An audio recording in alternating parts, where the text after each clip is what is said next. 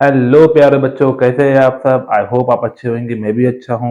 आज हम आ गए हैं लेक्चर के तीसरे पार्ट में। तो आज हम डिस्कस करेंगे transformation of energy, law of conservation of energy, free fall and power. उससे पहले जिसने हमारे चैनल को सब्सक्राइब नहीं किया है, फटाफट जाकर चैनल को सब्सक्राइब कर ले, लाइक कर ले, कमेंट कर ले, शेयर कर ले। कुछ डाउट हो तो प्लीज मुझे डाउट पूछे कमेंट में, ठीक है। हमारे चैनल का नाम है A to Z science Naseem sir, ठीक है। तो हम स्टार्ट करते हैं पहले। तो फर्स्ट ऑफ ऑल आपको क्या है इसमें, ट्रांसफॉर्मेशन ऑफ एनर्जी। तो बड़ा सिंपल बेसिक सा कंसेप्ट है।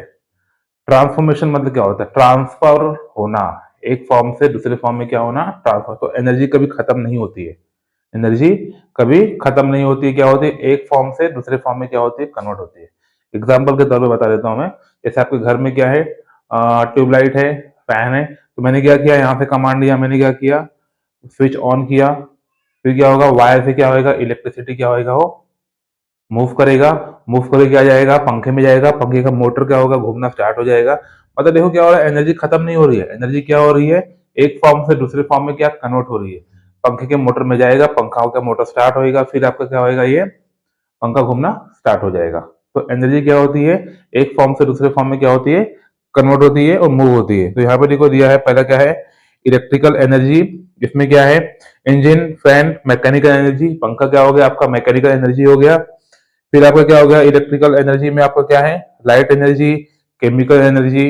फिर क्या है आपका, साउंड एनर्जी और हीट एनर्जी, ठीक है। तो लॉ ऑफ कंजर्वेशन ऑफ क्या बोलता है, एनर्जी क्या बोला डेफिनेशन देखो, energy can neither be create nor be destroy, it convert one form to another form. जैसे मैंने आपको बताया, एनर्जी कभी खत्म नहीं होती है। एनर्जी क्या होती है, कांस्टेंट होती है। एनर्जी क्या होती है, कांस्टेंट। तो क्या होता है, एक फॉर्म से दूसरे फॉर्म में क्या होता है, कन्वर्ट होता है, ठीक है। तो लॉ ऑफ कंजर्वेशन क्या होता है, energy neither be create nor be destroy, it convert one form to another form. Energy क्या होती है, कांस्टेंट होती है, ठीक है। नेक्स्ट और इंपॉर्टेंट क्या है आपका, फ्री फॉल। तो फ्री फॉल क्या होता है, उसका डेफिनेशन यहाँ दिया गया है। 10th स्टैंडर्ड में जाओगे तो और डीप में डिटेल में दिया गया है फ्री फॉल के बारे में। तो लेट्स सी अंडरस्टैंड क्या दिया गया है इसके अंदर। If we are the release an object from height. अब मैं क्या कर रहा हूँ, कोई ऑब्जेक्ट अगर हाइट से मैं क्या कर रहा हूँ, रिलीज कर रहा हूँ, ठीक है। It get pull toward the earth because of the gravitational force.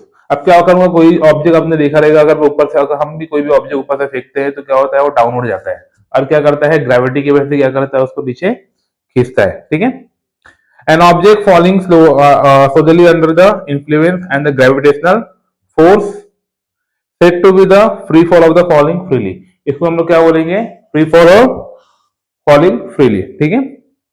तो इसका कुछ दिया है, कंडीशन दिया है। अगर मैं एक बॉल ऊपर से फेंकता हूं तो स्टार्टिंग में क्या उसका पोजीशन रहता है, ठीक है।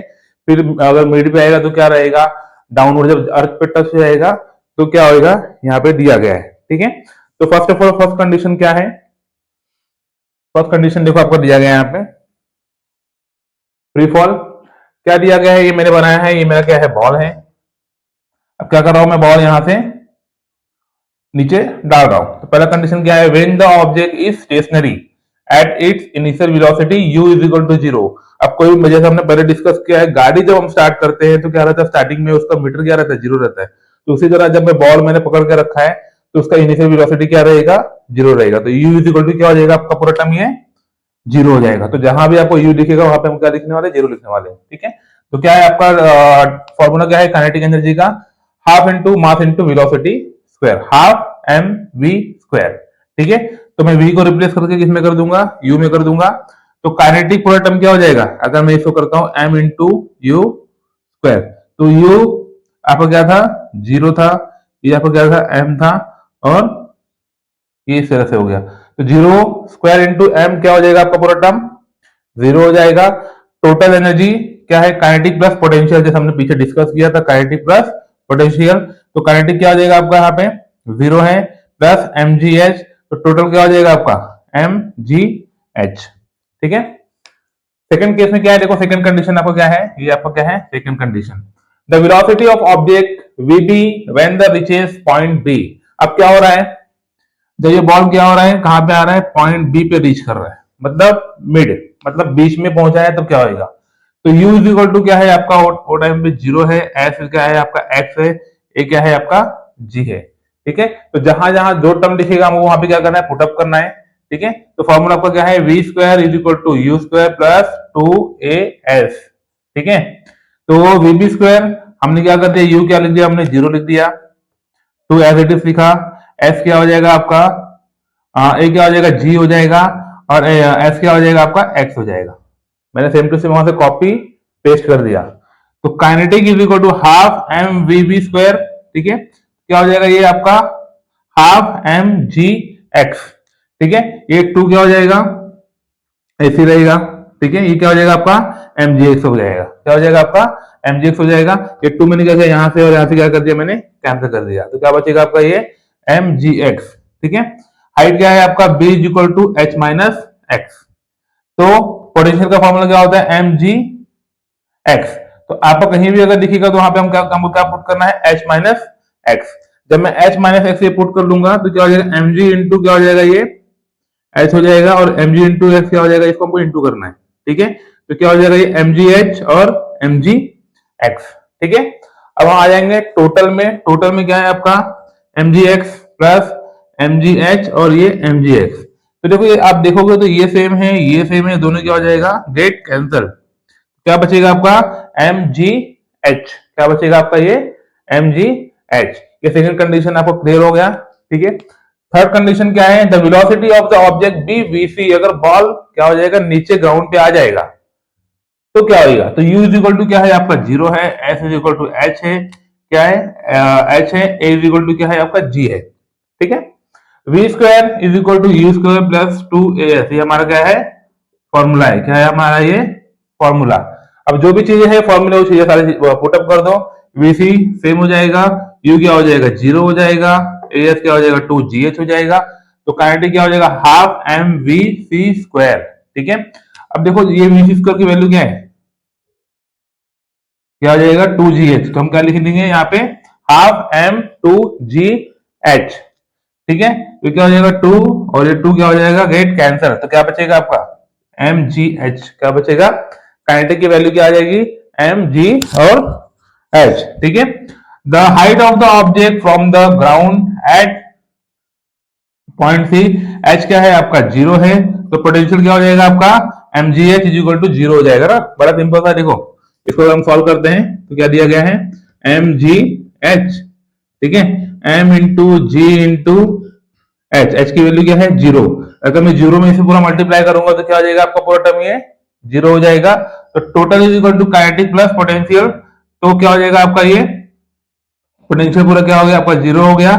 तो क्या आएगा आपका इधर टोटल एनर्जी एम जी एच।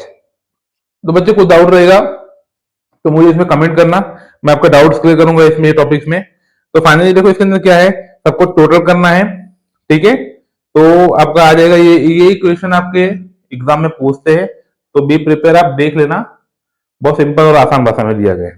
ठीक है, नेक्स्ट क्या है आपका पावर।